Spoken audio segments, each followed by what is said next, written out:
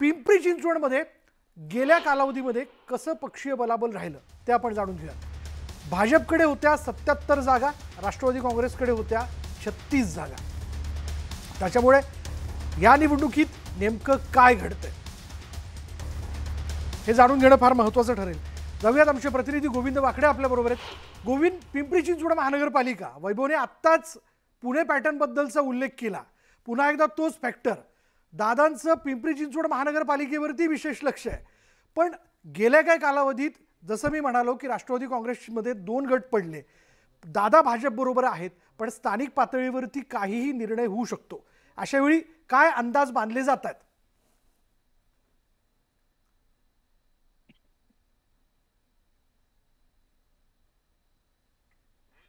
गोविंद, प्रश्नाचा आवाज येतो। गोविंद, माझा प्रश्न असा होता की आत्ताच वैभवने पुणे पॅटर्नचा उल्लेख केला आणि महापालिकेच्या निवडणुकीत कोणतेही पॅटर्न जे ते समोर येऊ शकतात। दादांचं पिंपरी चिंचवड महानगरपालिकेवरती विशेष लक्ष आहे, पण आता ते भाजप बरोबर आहेत। काय अंदाज मानले जात आहेत? विशाल सर, अगदी बरोबर म्हणालात तुम्ही की दादांचं विशेष लक्ष या महानगरपालिकेवर आहे। त्याची कारण खूप महत्वाची आहेत। एकतर राज्यभरामध्ये जे त्यांचं बलस्थान म्हटलं जातं तसं बारामती, पुणे आणि त्यानंतर महत्वाचं महानगरपालिका स्थानिक स्वराज्य संस्था जी आहे ती पिंपरी चिंचवड आहे। इथे ही पिंपरी चिंचवड काबीज करणं त्यांच्यासाठी आता प्रतिष्ठेचं झालंय, कारण की पिंपरी चिंचवड महानगरपालिका त्यांच्या हातात असेल तरच लोकसभेचा जो मार्ग आहे त्यांना सुकर आहे।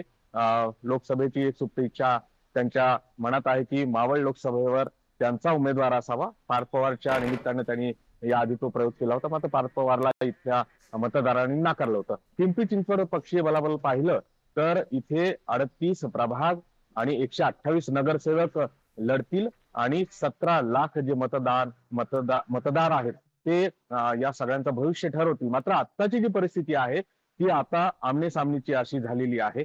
भाजप विरुद्ध राष्ट्रवादी ही थेट लढत आहे। बाकीच्या महाविकास आघाडी असेल, शिवसेनेची जी 2 शकलं झालेली आहेत त्यांचा प्रभाव नाही आहे, मनसेचा तर मुळातच प्रभाव नाही आहे। आणि कधी काळी इथे मंत्रीपद जे होतं काँग्रेसचं किंवा या शहराच्या जडणघडणीतला जो महत्वाचा टप्पा होता काँग्रेसचं इथं प्राबल्य होतं, ते प्राबल्य जाऊन आता बराच काळ उलटलेला। त्यामुळे आता जी महत्वाची 2 पक्ष आहेत ती आहेत भाजप, त्याचबरोबर राष्ट्रवादी। आणि राष्ट्रवादी जे सगळं नियोजन आहे ते फक्त अजित पवारांनाच करावं लागते। नेतृत्व, आवाज, चेहरा इथे फक्त अजित दादा आहेत, कारण की त्यांनी केलेल्या कामाचाच अजूनही उदाहरणं दिले जातात। बरोबर, म्हणून तर मला राजेश कोसरेकरांना प्रश्न विचारायचा आहे, दादा कशी ताकद लावतील पिंपरी चिंचवड महानगरपालिकेमध्ये?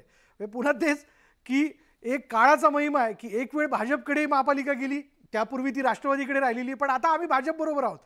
करायची तर दोस्तीत कुस्ती करायची। राजेश, नाही नाही विशाल, हा खूपच महत्वाचा मुद्दा आहे। आणि हे जे तुम्ही जी संज्ञा वापरलेली आहे की दोस्तीत कुस्ती, आता ही जी दोस्तीत कुस्ती आहे ही अनेक ठिकाणी होणार आहे ना, पण त्या वेळेला त्या भागातले जे लोक आहेत, म्हणजे मग आपण पुण्यात किंवा पिंपरी चिंचवडमध्ये विचार केला तर तिथे अजितदादा आहेत, ठाण्यामध्ये जर आपण विचार केला तर तिथे एकनाथ शिंदे आहेत, मग कल्याण डोंबिवलीमध्ये जर विचार केला तर श्रीकांत शिंदे आहेत, म्हणजे शिंदेचे चिरंजीव, नवी मुंबईमध्ये विचार केला तर तिथे गणेश नाईक आहेत, जर आपण मीरा भाईंदर मध्ये गेलो तर तिथे प्रताप सरनाईक विरुद्ध नरेंद्र मेहता किंवा भाजप असा मुकाबला असेल। मग या सगळ्या ठिकाणी आहे ना, दोस्तीत कुस्ती ही कशीही तुम्ही काही केलं तरी होणारच आहे।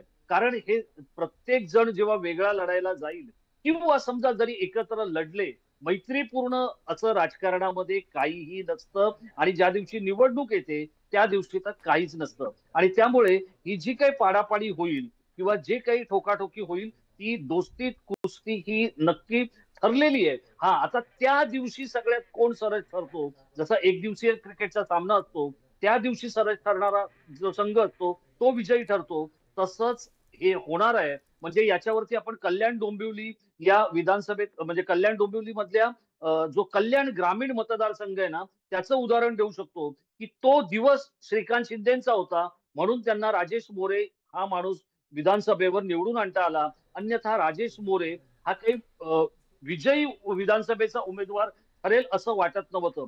तो दिवस श्रीकांत शिंदेचा होता, राजेश मोरे आमदार झाले।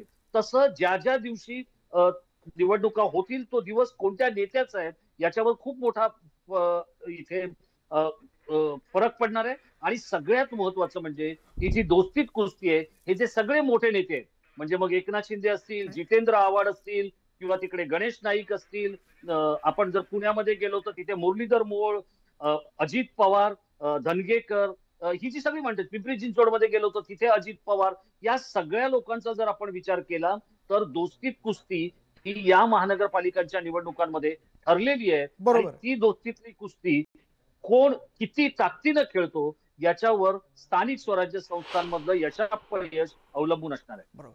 आपल्या दोघांचे धन्यवाद आत्तापर्यंतच्या या सगळ्या विश्लेषणाबद्दल. त्यामुळे मित्रांनो, आता बघायचं येणाऱ्या कालावधीमध्ये कोण कोणासोबत राहतंय, सगळे स्वतंत्र लढतायत का, कारण या स्वतंत्र लढण्याचा देखील एक वेगळा परिणाम जो आहे तो दिसून येऊ शकतो. आणि शिवाय जनता जनार्दन आहे, जनता सब कुछ जानती है, तीच ठरवते की कोणाच्या बाजूने जायचं हे देखील येणाऱ्या काळात स्पष्ट होईल.